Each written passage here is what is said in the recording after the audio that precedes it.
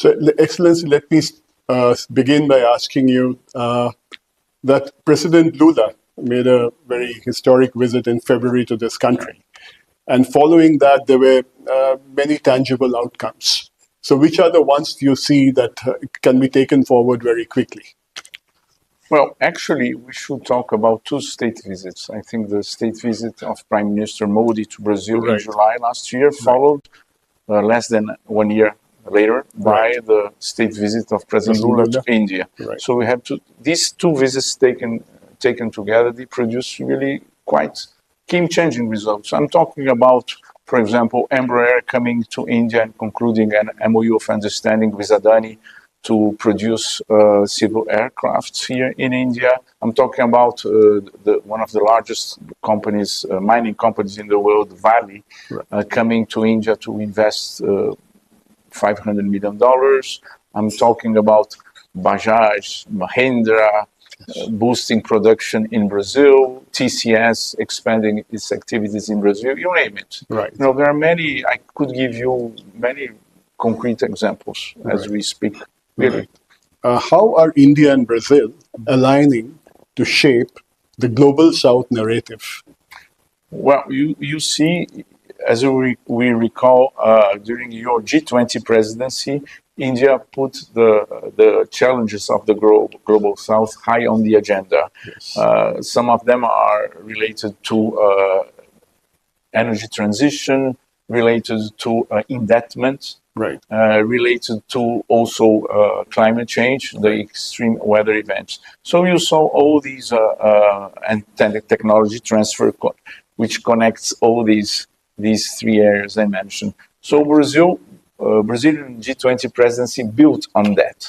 And if you see also the discussions going on BRICS, the presence of global South challenges are more and more present there also on the BRICS agenda. You know, we have traditionally spoken out for the interests of the global South historically, I would say. Let me bring you to the topic which is very relevant today in India, our crude oil security. I understand that Brazil and India have signed up for crude exports from Brazil, which will account for nearly 3% of Indian crude consumption. So that means scaling up from about 20 million barrels annually to almost 60 million barrels annually, if I'm right? That's correct. That's correct. That is a result of a contract signed earlier this year during the Goa Energy Week. Yes, now we are poised to become suppliers of Indian of crude oil. You mentioned 3%, more or less. Yes. It's not huge, but it's part of the solution, I would say. Yes. Yeah, it's very significant. Beyond energy, which sectors like, say, pharma, IT, and aviation or agriculture, which will drive the future India-Brazil relations? I think you have mentioned some of the pillars of our relations these days, which is energy, agriculture, health, defense, and digital public infrastructure. When it comes to energy, you have already mentioned non-renewable energy, but when it comes to renewable energy, there is this ethanol partnership. Pharma, we had some important breakthroughs during the visit. There was an MOU of understanding signed between Brazil and Visa, which is our FDA, with CEDESCO, which will streamline the approval process of Indian medicines in Brazil. Very important. This is a very important result because it will boost the supply of important medicines in Brazil at cheaper prices, and also will help Brazil attract investments of the Indian pharma industry to Brazil. So I think it's a win-win, really a win-win deal. I could go on and on because there are other MOU of understanding in the pharma sector, but this is one of the key ones. So the pharma sector is very strong. The Indian pharma sector is very strong, well entrenched also in Brazil. Are you looking for more investments in that sector? Yes. I think it's based on lessons learned during the pandemic. Brazil, as you know, has a universal health coverage mandated by our constitution. Right. So it needs to provide full public health coverage to all Brazilian citizens, and it needs to produce in Brazil some key medicines. Right. Some measure of self-sufficiency is needed. Right. So we are trying to attract Indian pharma investments by providing subsidies, by guaranteeing that the medicines will be bought procured by government. Okay. So this is a win-win situation, again, as I mentioned, because we need your medicines, right, and you can provide, you are the pharmacy of the world. You can provide the scale. Yes, you can provide the scale. So right. Right. This is another one. Regarding DPI, Brazil has also a DPI program. So we are trying to see how we can together make joint progress in providing even better services to our citizens. Right. Just one example, in southern Brazil, I think 3 months ago, a Brazilian company, a state company, opened with Indian company a joint DPI center in Santa Catarina in Brazil. Yes. So this is an example, and the other is a pilot program provided by India to facilitate credit approval of small family agricultures in Brazil. Right. So there are many examples. I'm just giving you some. The broad ones. The broad ones, yes. Right.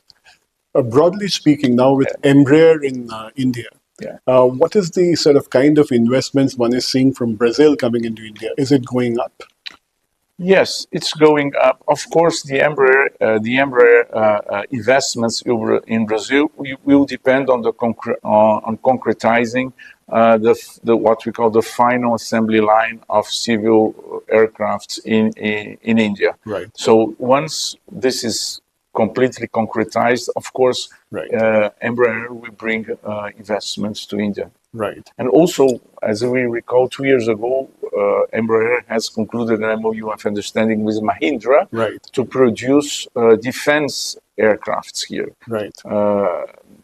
Based on the outlook of participating in an important bid by the Ministry of Defense, as you know. Right, absolutely. Right. So these are two tracks for Embraer here. Right, right. And where do you see Indian investments going in Brazil? Is it on the growth path? Yes, a conservative estimate. This is a conservative estimate of your FDI stock in Brazil. It's about $7 billion. But I could say more, but I prefer to stay on the safe side and the conservative side, saying $7 billion. And it's very diversified. You have a TCS, you have a Mahindra, you have IFCO producing fertilizers, Mahindra tractors and cars, Bajaj and Hero Motocorp two-wheelers. These are some examples. And I could go Sterlite, active in the infrastructure of building transmission lines in Brazil. So there are many examples. It's very diversified. And this is already being reflected in our bilateral trade. Which is of the volume of about 15 billion now? Yes. In 2025, we closed, I think the final figure was around 15 billion. This was already a more than 25% increase compared to 24. And in the first quarter of this year, you have seen now an additional 28% growth in the first quarter. So compared to the last year, first quarter. Compared to the first quarter of 25. So things are really moving. And basically all this boom in our economic and technological relations are being spearheaded by the private sector. It's the private sector that is of both sides that really are making this happen. Right. And if you could quickly give us an idea of the cooperation in the space economy that is taking place between India and Brazil. Well, as you recall, Brazil launched a satellite here in India some years ago. Now what India can provide us. Yes. In this case, you have more advanced technology than Brazil. Is satellite imaging for the purposes of mapping our territory in terms of weather forecasting, right. And Brazil can provide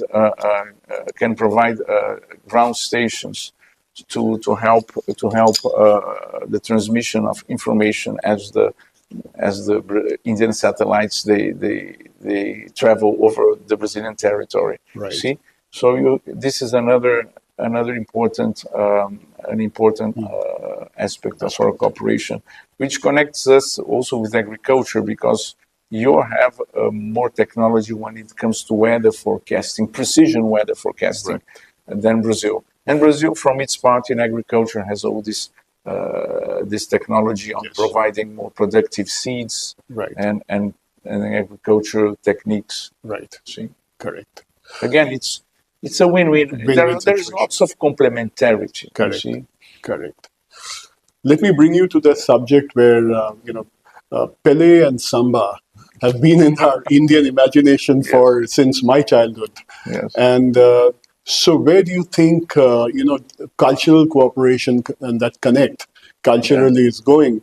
And at the same time, let me add another question to this. What about tourism to Brazil? Is it on the rise from India?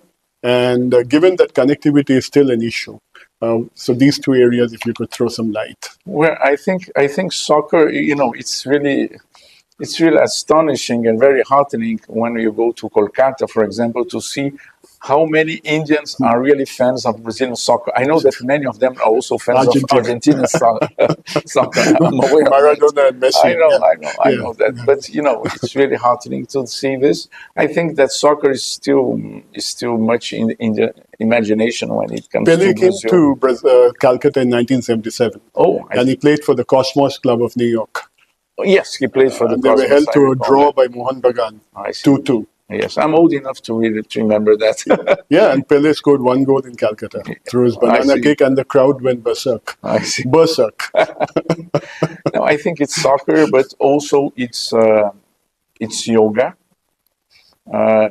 Yoga is very popular in Brazil.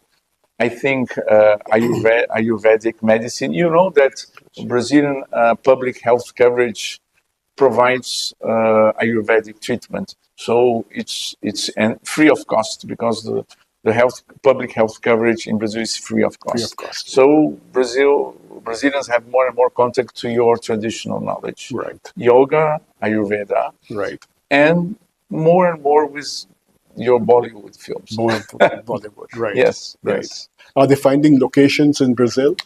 Not so many locations, thanks to Netflix.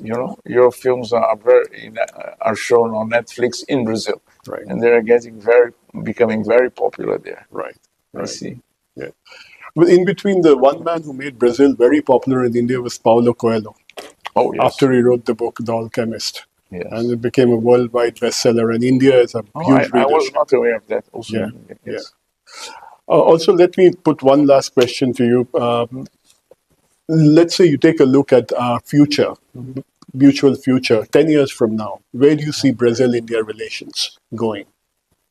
Well, 10 years from now, I would say that you see two global South major democracies making progress, becoming more prosperous, and relying more and more on each other for economic complementarity, technological cooperation, and also,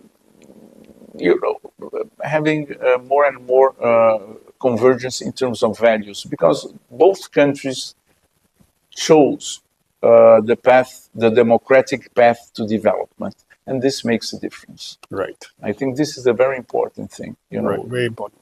Yes. So. Lastly, I'm always fascinated by Portuguese names. And in your case, I think you always carry your maternal surname and your paternal surname in your name. That's correct, yes. So Haksinski would come from your maternal side. Correct. And I presume she's of Polish origin. And yes. That is why you probably made a trip to Poland to study music. in Warsaw. Yes. And you spent considerable time there. Yes, part of being half Polish means to study classical music. You know, okay. This is very rooted in the Polish tradition. My mother was born in Poland, and she came to Brazil during the Second World War. My grandfather was a Polish diplomat when the war broke out. So they ended up in Brazil as refugees. Right. So that was the motivation. That's my Polish origin. Oh, that's your Polish origin. Yes. And my Brazilian origin is from the Brazilian Northeast. We are a family of landowners in the northeast of Brazil producing sugarcane. Sugarcane. Yes. Right. Excellent. Okay. Thank you, Excellency. It was a pleasure talking to you, and we will continue this conversation again. And I hope to see you at LAC First. Okay. It would be a pleasure to share some wisdom with the investors who would be there. Okay, with pleasure. Yeah. Pleasure. Thank you for inviting me to this interview. Thank you very much. Bye-bye. Great.